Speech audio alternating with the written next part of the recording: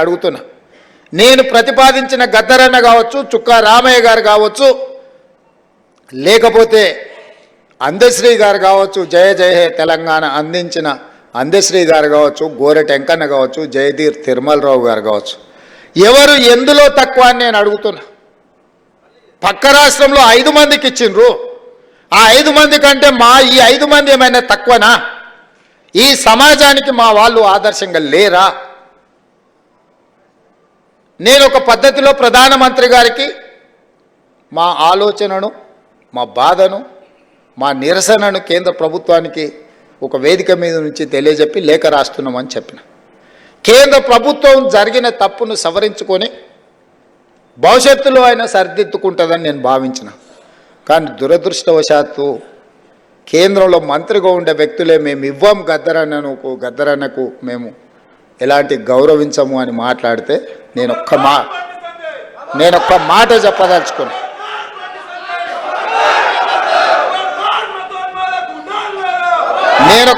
చెప్పదలుచుకున్నా.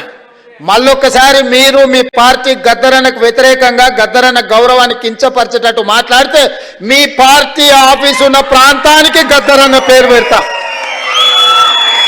మీ పార్టీ కార్యాలయం అడ్రస్ రాసుకోవాలంటే గద్దరన్న గల్లీ అని రాసుకునేటట్టు చేస్తా బిడ్డ మిమ్మల్ని. మీరు అనుకోవచ్చు ఏం చేస్తాడు ముఖ్యమంత్రి, అవార్డులు మా దగ్గర ఉన్నాయి కదా, పద్మభూషణ్ పద్మశ్రీ ఇచ్చేది మేం కదా అనుకుంటున్నావు. కానీ నీ పార్టీ ఆఫీసు గద్దరన్న రాష్ట్రంలో ఉంది, ఆ సంగతి మర్చిపోవద్దు. నీ పార్టీ ఆఫీసు ఉన్న ప్రాంతానికి ఆ కాలనీకే గద్దరన్న పేరు పెడితే అప్పుడెవరు పేరు రాసుకుంటావు?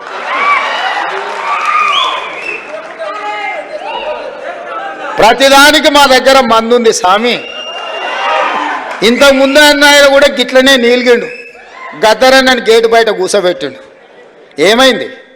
గేటు బయట కూసబెట్టిన ఆయన లోపల ఉన్నాయన గద్దె మీద కూర్చున్నాయన గొప్ప అనుకున్నాడు.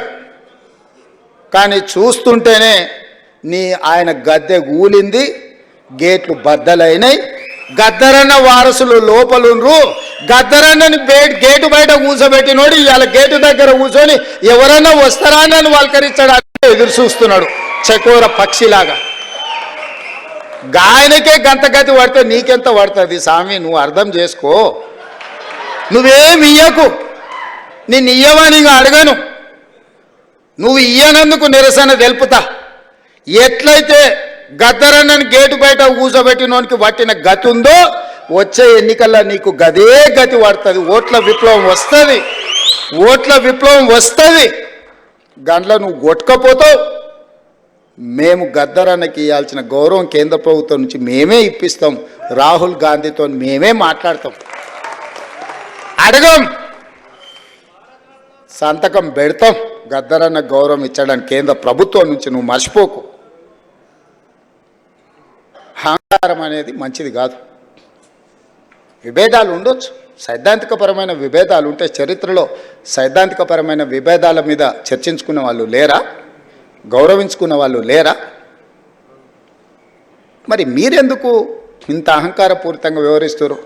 అప్పుడప్పుడు మా పాశం యాదగిరి అన్నను మమ్మల్ని ఎడా పడా చెడా పడా తిడుతూనే ఉంటాడు. అంత మాత్రాన మా యాదగిరి అన్నను మేము వదులుకున్నామా?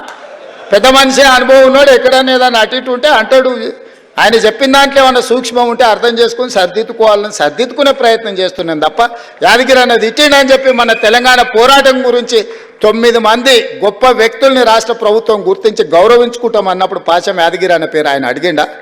అడగలేదే. మా ప్రభుత్వము 9 మంది గొప్ప వ్యక్తులను తీసుకున్నాడు, వారిని కూడా అందులో చేర్చినాము. గోరెట వెంకన్నను కూడా అందులో చేర్చినాము, జయరాజును కూడా చేసినాము, బండి యాదగిరిని చేసినాము.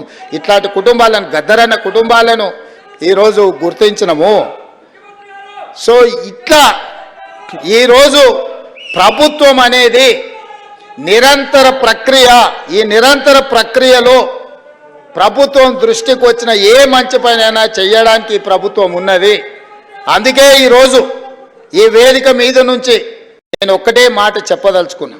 ఈ ప్రభుత్వం ప్రజలది.